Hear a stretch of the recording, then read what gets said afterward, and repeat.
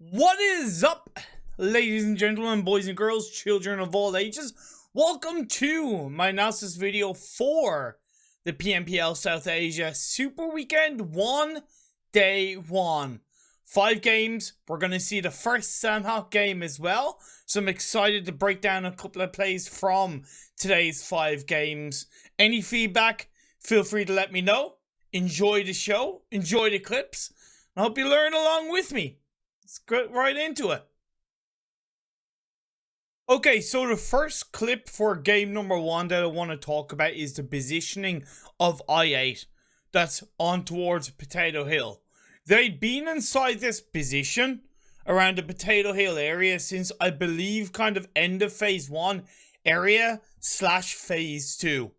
And what makes this specific position so good in my eyes is because they'd been here for quite a while, they already had information on A1's area. In the previous circle, they'd done quite a good bit of taking a couple of pot shots on towards the A1 players.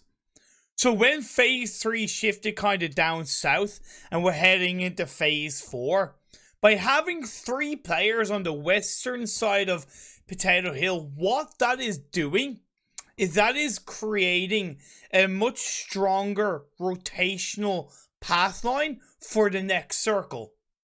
Any team that wants to creep up onto Potato Hill from the Pachinki field can do so if you don't have that area covered. But because I8 have 3 players on that hillside and one at the very top, Johnny, covering a little bit more to the east, that allows them to, should it be the case, to push back Future Station, to push back, let's say, if Raw want to go up that hill to the northern side. And then for the next shift, whatever direction it goes, they have 3 to 4 different areas that they can go to based on the information they've gathered and what they've executed up until that point. So I8's position on this phase 3 is so valuable to their late game result. The next clip is ironically directly connected to the first clip I mentioned about I8's position, and this is the fight that they executed onto Paradox. Now, before this map showed up, the members of I8 had already gotten a knock onto one of the Paradox players. But it's the way they push it and the way they position themselves around the hillside because of the information they'd gotten from the previous circle is really intelligent. So as you see the clip being played out, the position they have on board as it gets to an overview, a knock is pulled out onto Wiz. Blade knows that Uzum has this area covered because Uzum was here just a little bit earlier than that. One of the teammates, I think, of either Uzum or Blade is also close by. And then you have Crypto on the high ground looking directly down towards Paradox. Uzum gets the knock and they throw between the shots and the nade. Paradox has absolutely nowhere to run, nowhere to hide, and even though Blade takes damage, by the way, he still pushes forward, but he rates at the right time. Crypto comes in. Now, it does take a little bit of time for this fight to fully execute, because they try to drive around the smoke rather than going in on foot, which, to be fair, although it can take longer, can be a little bit safer. And they end up getting the last kill onto the Paradox player. I believe it is Crypto that finishes the job onto him. Blade kind of... This was a tiny mistake from Blade being on his own. But as it happens, Crypto drives in, gets the kill, and that's a squad wipe. But initially, the positioning, the proactivity from I8 is really a sign of how they pull out a lot of the games today, and especially this game 1. The next point I want to make is something small, but it is really part of why I mentioned the word proactivity so much in PUBG Mobile and how to really extract the most out of your game as a team, as players. Look at T2K's split. They've had this split for the last circle or so. It's a good 2-2 split, and they've been making some noise towards A1. So comparing the position of those two teams based on the previous circle and the last circle, there's a lot more strength behind T2K's position. They're covering the northeastern side with Jane and Sandesh, and Soyog and the fourth player of T2K Legend is covering the northwest. But they're moving. They're making noise. And when you look at A1, yes, they have a full squad up. But, you know, 3 of them are together by a Shaq, and Sinister is on the off angle. That's not bad for Sinister, but it's really the lack of progression, the lack of proactivity from the other 3 players of A1 that really hurts them 2 to 3 minutes later. Because although A1 get a knock onto I8 and I believe a kill, I8 come in and take down the whole of A1. And that is a product of T2K's proactivity, which allows them to control more while A1 stagnate and they get taken out. It's not much, but it's why proactivity really matters in PUBG Mobile. For the final clip of the day, it's once again featuring I8. And you might be thinking, but I8's been featured so much already in the game. At the end of the day, they're one of only really 2 teams that controlled their own result, that really looked to take this game in the palm of their hands right from the very start of the game. So if they show up, I'm going to show it up for you guys and highlight the strength of how I8 played. This specific position and this specific play is so valuable to them, pushing back Clarity X Bablu and getting the squad wipe. They had lost a player, so they were down to 2. But Crypto and Johnny, they move with such confidence, they play with such strength that honestly, it feels like they're a full squad. Let's play the clip.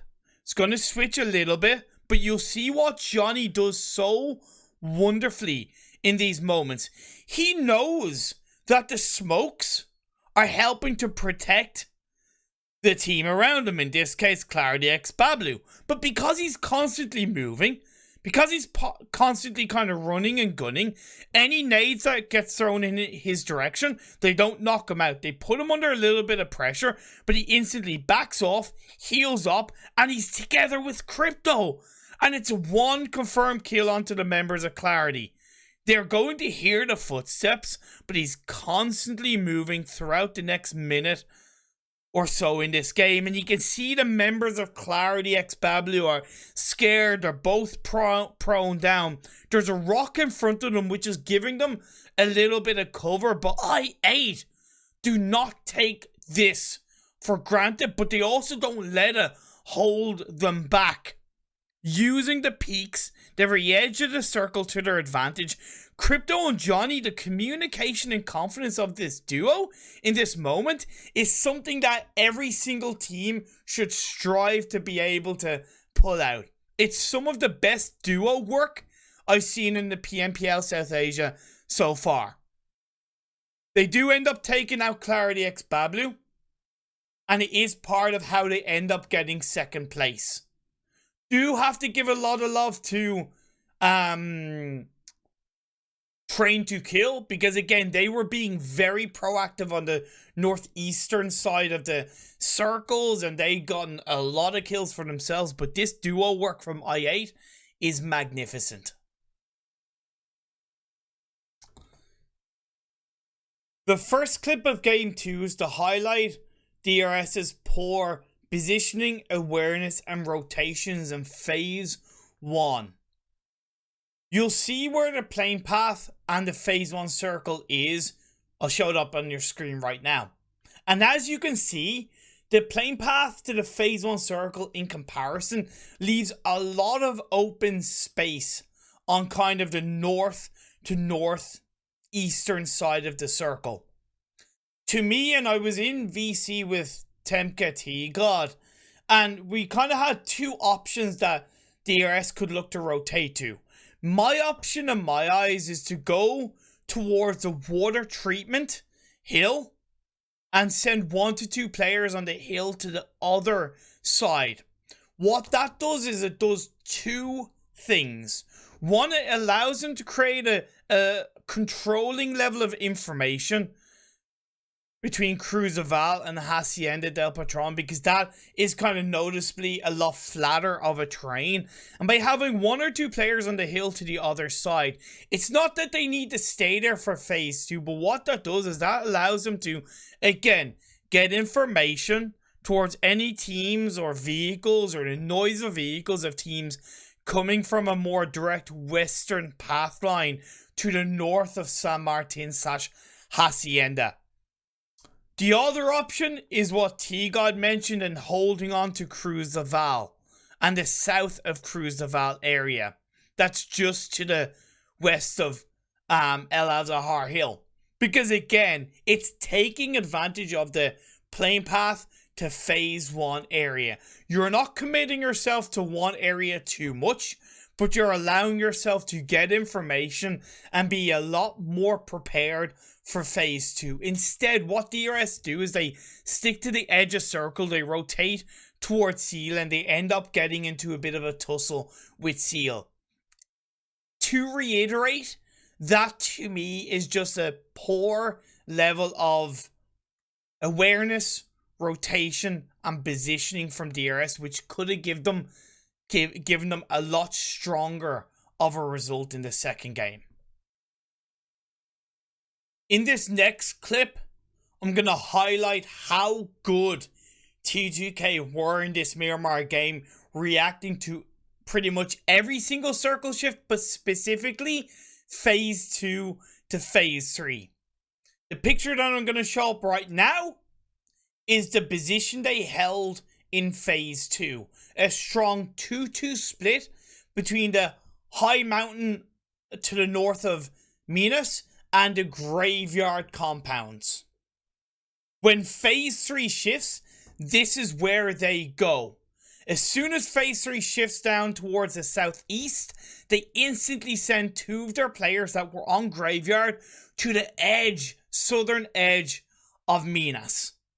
What that allows them to do is the 2 players that are to the north of Minas, they're continuing to get information on the northern half of the circle.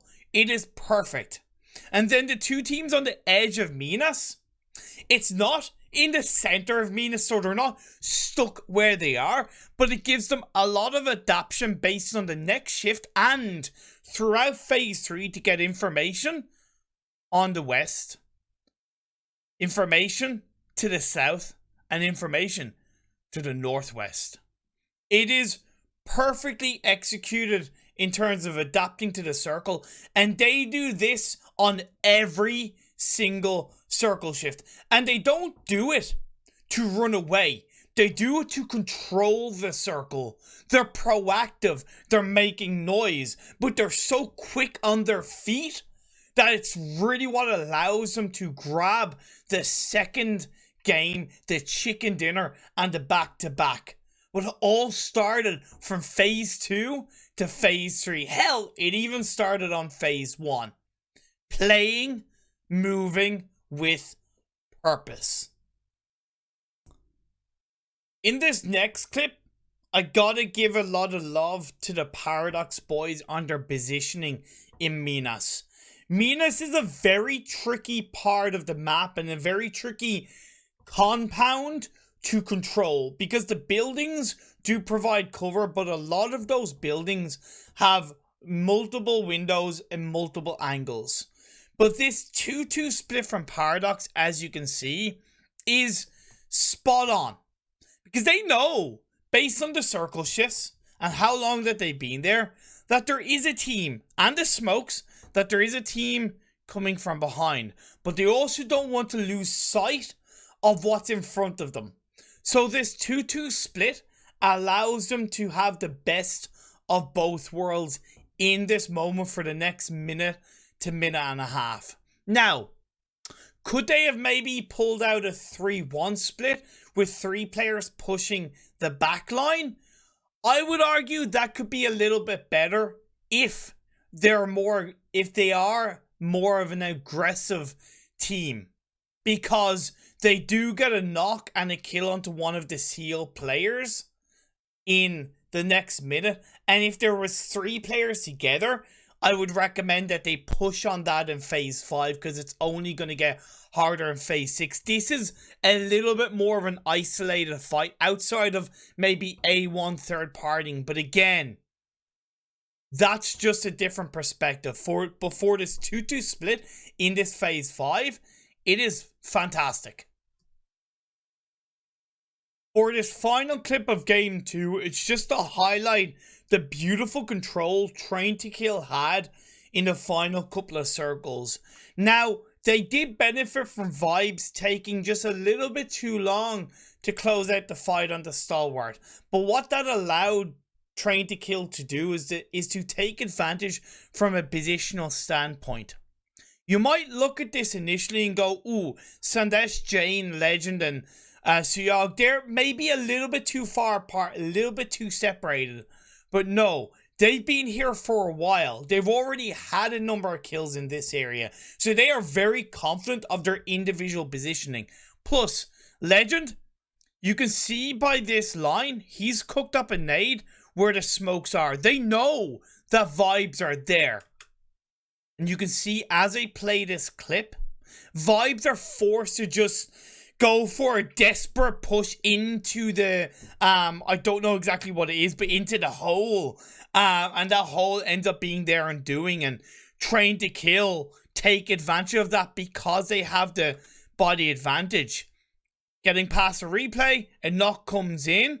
Suyog is still holding the other hole because they want to make sure nobody goes in there. And then the 3 players are Train to Kill because they are not too far apart, but they're apart enough where they have more control. They move in, they trade, they get the squad wipe. They don't even have a player knocked. That was fantastic from Train to Kill, and shades of what they pulled out in game 1, followed by game 2, and it ended up being a very deserving chicken dinner from them. So this first clip of game 3 is to highlight Seal's fantastic positioning and proactivity on Pachinki Hill. They do drop in Pachinki, so that does make their job a little bit easier. But as you can see, when the circle shifts from phase 1 to phase 2, Seal recognizes that Pachinki Hill, the South Pachinki Hill, is really a great way of hitting the best of both worlds.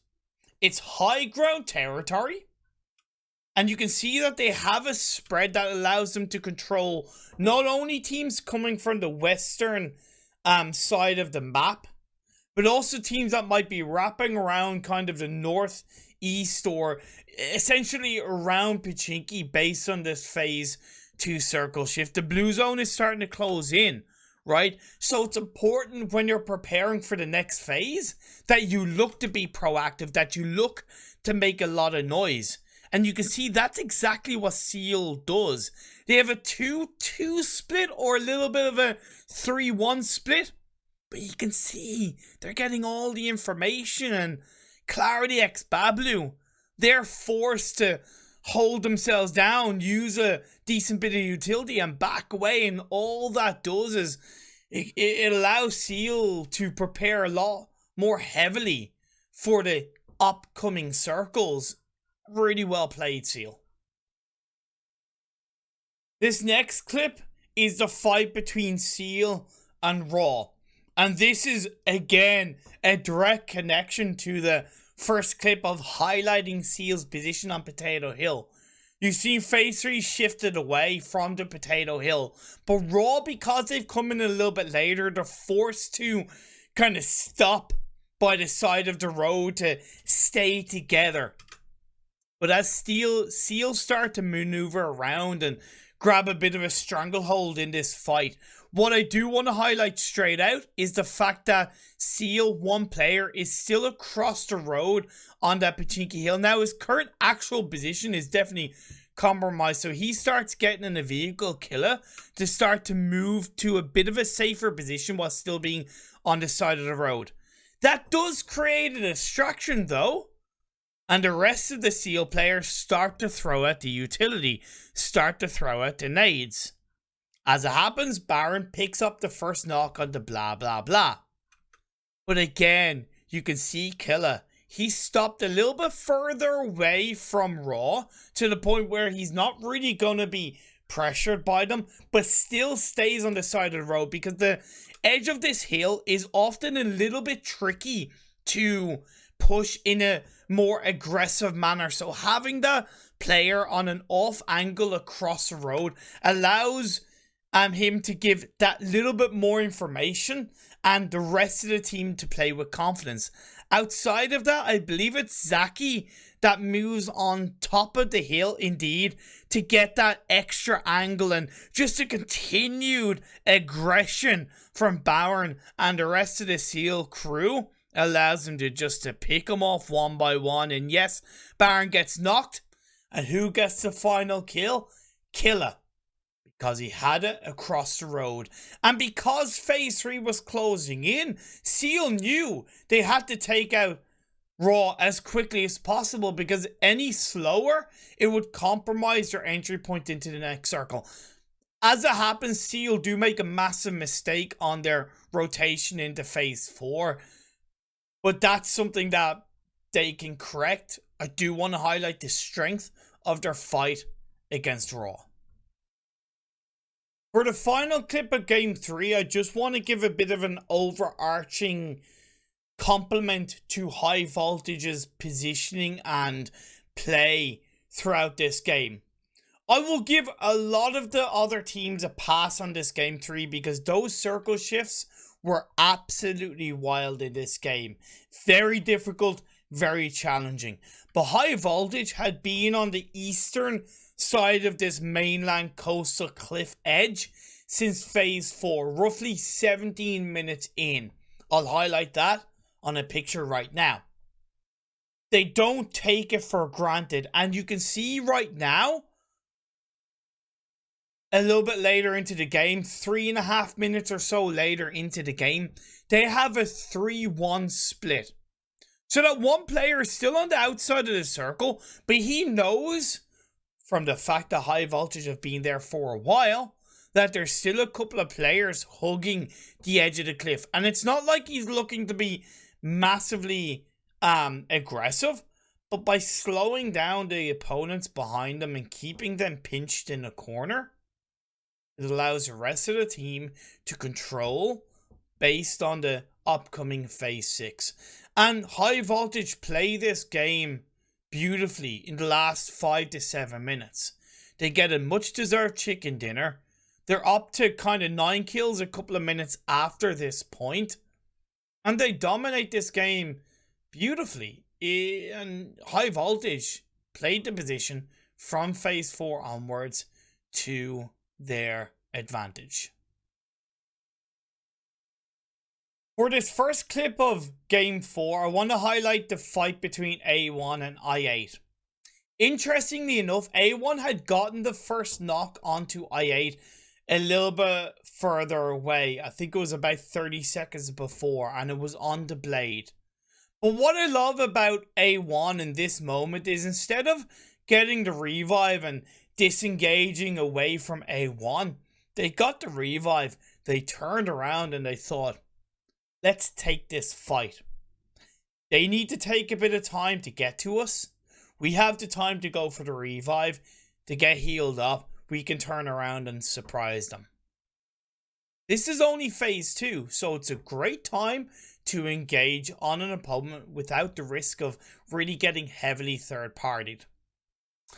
And you can see right now, as it's on paused, I really love the positioning of Crypto. He does a great job of flanking around to really put a bit of pressure onto the members of A1 that are inside this building. 6ix9ine does do the same thing, but he's a little bit later to the party.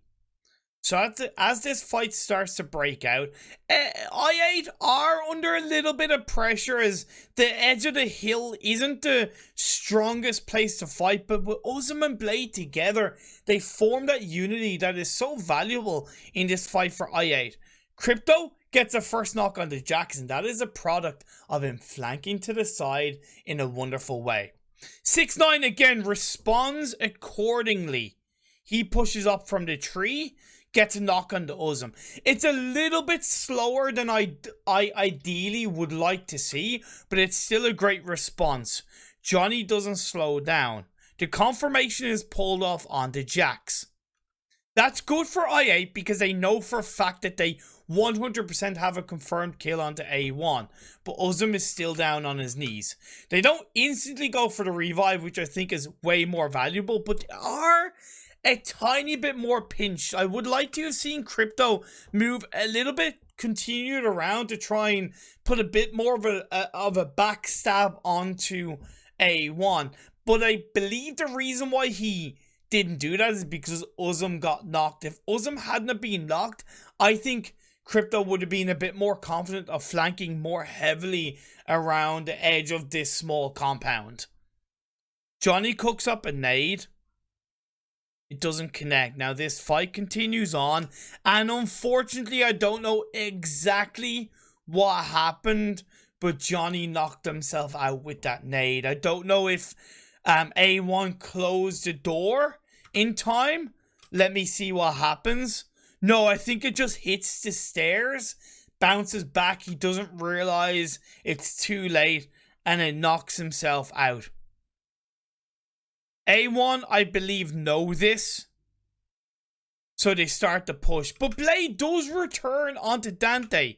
Blade does get a knock, and it's unfortunate that although Crypto does get to confirm onto Dante, 6ix9ine responds onto Blade, and we're left in a 1v2. Sinister has full health and 6ix9ine is on low health, but it is still a 1v2. Crypto can't do much. He does try to be a little bit aggressive, and I think obviously, he massively over peeks from the side of the building and nearly gets a knock on the Sinister, but if he had have strafed back, it still would have been good because he wouldn't have given Sinister enough time to go for the heal, and that probably could have been turned around by i8. It was still a great fight between both of these teams, and they did pull off individual strengths. It's unfortunate that if Johnny hadn't have knocked himself, it would have been that extra body in the favor of i8. In the end, A1 came out in that fight. In this clip, I'm going to highlight the strength of Wizzes' push down the hill, but also the weakness of Vibe's ability to control and push back a team in a confident way. You can see as phase 5 hit, Wizzes were much higher up on the hill, and when that circle shifted and Vibe's compound was more heavily in play, there's absolutely no way that they should have had players inside that side of the road, in the building on this side of the road, because one, nobody's going to be able to get across the road into the compound, and you certainly don't need essentially 3 players covering that side. I know Jiggle is more kind of covering there, but it's a one small shack. It's not really the same amount of cover. There's absolutely nobody from Vibes inside that building. Absolutely nobody. It's a big mistake from Vibes. So as I press play, you can see that Wizzes are definitely taking this push down the hill in a respectful way of not full sending. They're going in on foot, and that will still be heard, but they're separated. So an onslaught of nades isn't really going to do a super high amount of damage. Plus, Roots makes a big brain play of getting on top of the roof of this building. As I continue this, he's also getting extra information on teams across the road. So any risk of a third party is going to be much lowered by the fact that Roots is on top of the roof for the time being. Now, Jiggle knows this. I'm pretty sure Jiggle knows this. Yeah, because he throws a nade, and it is a wonderful nade, and I believe Roots ends up getting knocked in some way, shape, or form, but Assassin takes a bit of damage. Yes, Roots gets knocked. It is actually a third party from S9, but that's okay. He gets revived. Whereas there's absolutely no response from Vibes in an aggressive manner. They're still defending in an extremely passive way. Did they know that Roots got knocked? Possibly not. However, they should also hear the footsteps of the Wizzes players moving a little bit closer. And although the nades are kind of being pushed by Malik, which is beautiful by Wizzes, Vibes should have been all over this a lot more aggressively. Even if they had lost the fight, I would have respected that a lot more. Just like when I highlighted the I8 and A1 fight. Both teams tried, both teams pushed. Although one lost, I love and respect that they tried. There's absolutely no real attempt of aggression from the players of Vibes. Delta, being aware, covers his high ground. The edge of circle comes in play. And Wizzes at this point are not in the best position by the side of this building. They're bunched together. They're at risk of a couple of nades getting 1 or 2 knocks against them. What do they do? You'll see right now. Taking shots. Blown out the door. Just covering all areas. Reaper Bot makes a bit of a mistake, but that's okay. I'll let him away with that. It's this point from Delta. This smoke that allows Wizzes, or Wizzes should I say, to create a lot more space. Roots is back on the roof. This guy has absolutely no F's to give other than really wanting to make sure that his team gains control of this fight. But look at that smoke. It allowed Delta to push across to the other building, chuck a nade, put them under pressure. Assassin and Prabin are running around like headless chickens, not knowing what to do. And again, Jiggle is pinched inside that shack because he's been inside there for such a long period of time. And the fourth player from Vibes is doing nothing to create a distraction. It's a lovely nade by Reaper Bot to get the knock onto Jiggle. Delta and Malik push in onto the other side because they're confident. I would like to have seen pushed a bit more aggressively. And I think Roots at this point shouldn't have been on the roof. He should have moved down. But at the end of the day, Molly here, Molly there, a push on in. You get the knock on the killer. Just 2 players left. They know exactly where they are. Again, I would like to have seen Wizzes push in to the building, but I respect that they know exactly what they're doing with the nades. The duo push in. Assassin is left on his own, and Wizzes execute that fight perfectly. But it was also off the back of Vibes not defending it in the right way. For this first clip of Game 5, I want to highlight Raw's great opportunistic awareness play from them.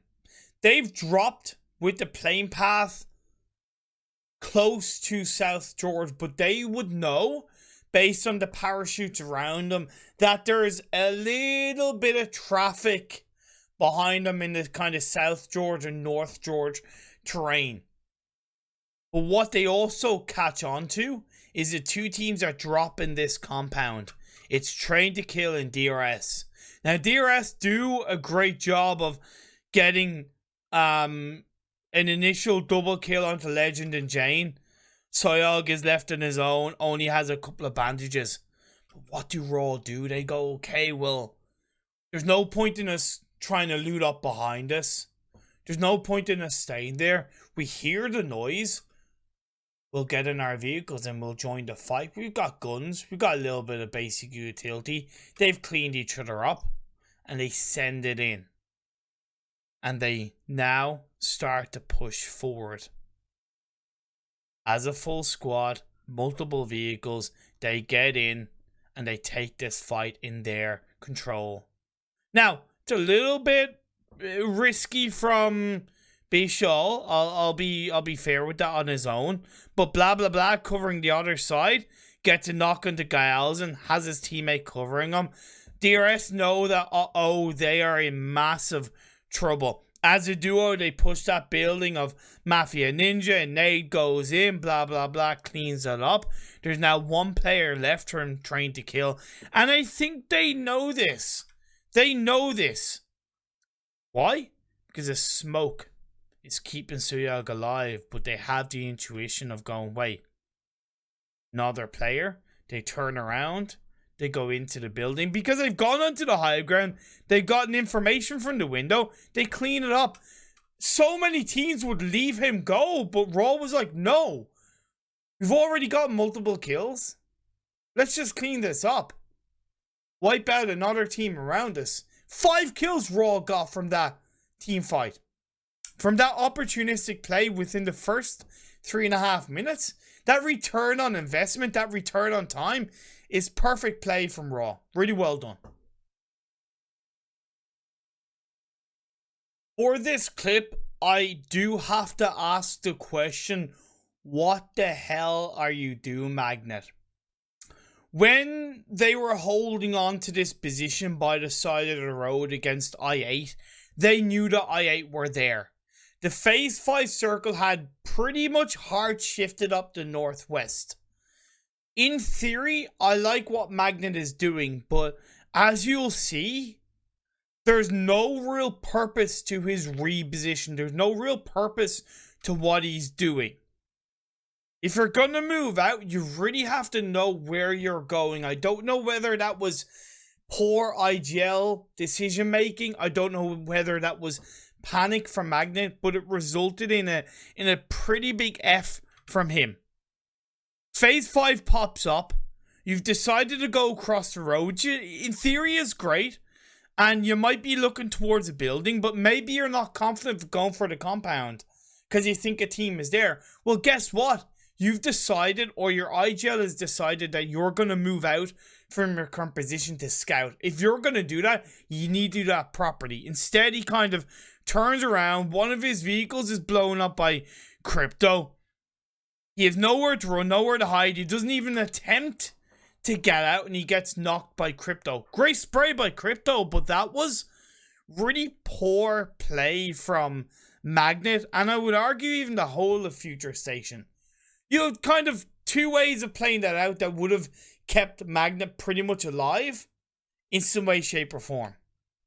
You either send Magnet into the compound ahead to try and carve some form of entry point into the next circle, or you use those shots that Magnet is getting towards him as a distraction for the rest of Future Station to push on the I8.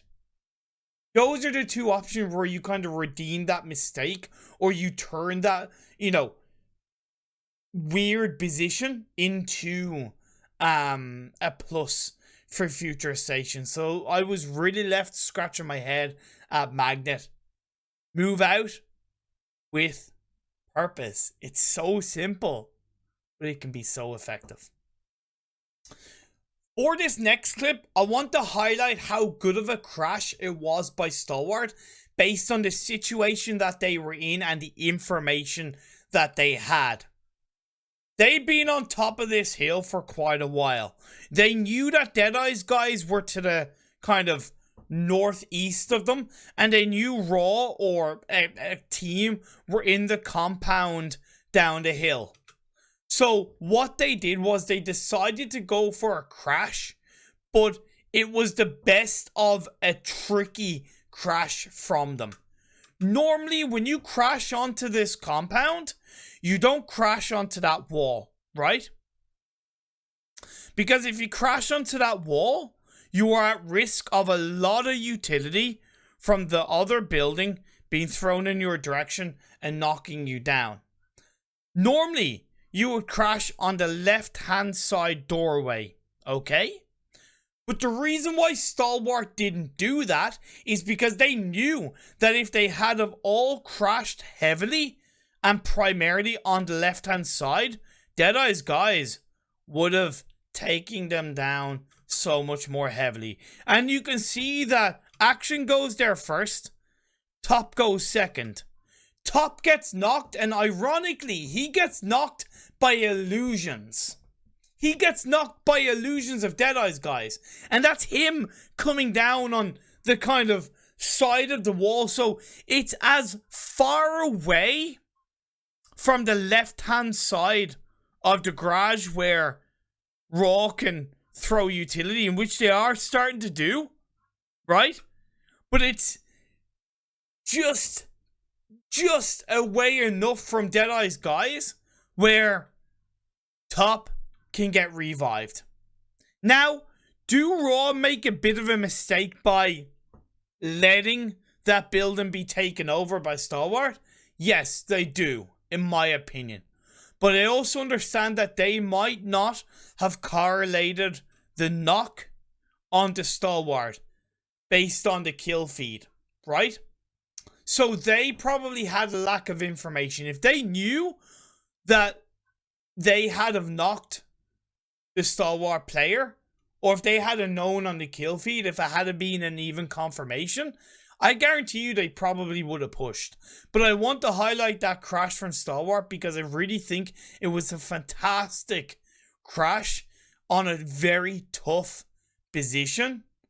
And they had to go for it, and it's ultimately what got them the chicken dinner in the end.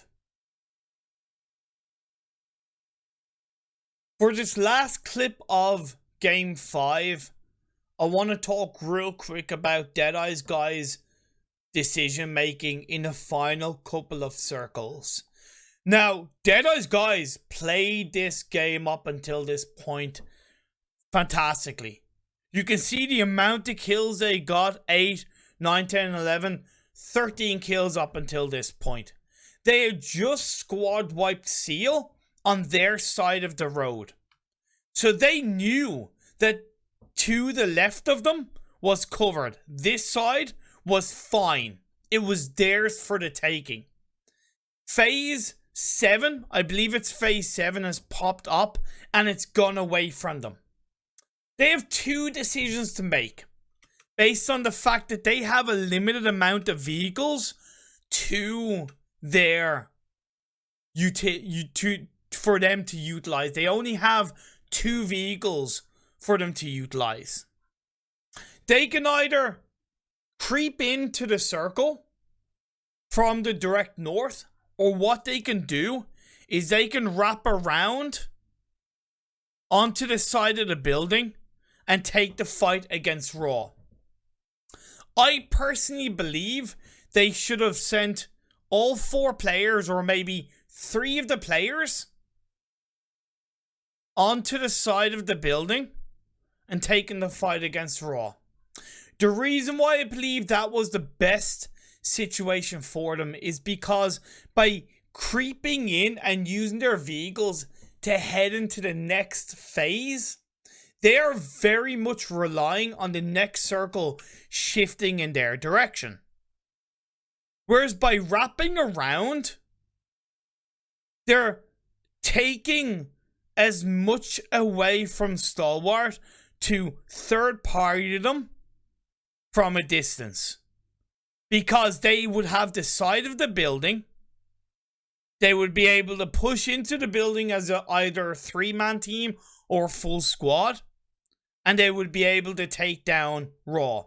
It doesn't matter at this stage if Phase 8 goes towards them or not, in my opinion. When both teams, when it comes down to 3 teams, and Deadeye's guys knows that there's 3 teams, you want to take away as much third-party potential as you can. As it happens, Raw don't really third-party this so much. But by Deadeye's guys choosing to edge into the circle, they waste quite a good bit of utility. Their vehicles are burnt out, and it is as well a very limited area of cover. They have 4 vehicles at this point. They've 3 usable as far as I know. They could have sent all 4 players in, no problem at all. You go together, less likely one vehicle gets targeted, you push along. Because they stay close to the northern edge of the circle, they really limit their ability to control the very end of the game. And that's what allows Stalwart to do when they stay in that building. Even though the circle moves away, because of the limited cover that Deadeye's guys have, they are really forced to stay pinched a bit more heavily. The knocks come out, and as the end of the game comes out, Stalwart wins it. It was a great game from Deadeye's guys, but to me, on that phase 7, they should have rotated around and taken the fight against Raw. So that was the analysis video for day 1 of the first Super Weekend for PMPL South Asia. Thank you so much to everybody for the feedback over the first 2 videos. I've had a lot of messages, a lot of comments with feedback and good, and to be fair, a bit of criticism. So thank you so much, guys, for all of it. I'm doing my best to listen to it all. I will not have an analysis video for Saturday's broadcast. I'm a little bit busy, but I will be back for Sunday's analysis video. Stay safe. Thank you for watching, and see you guys soon.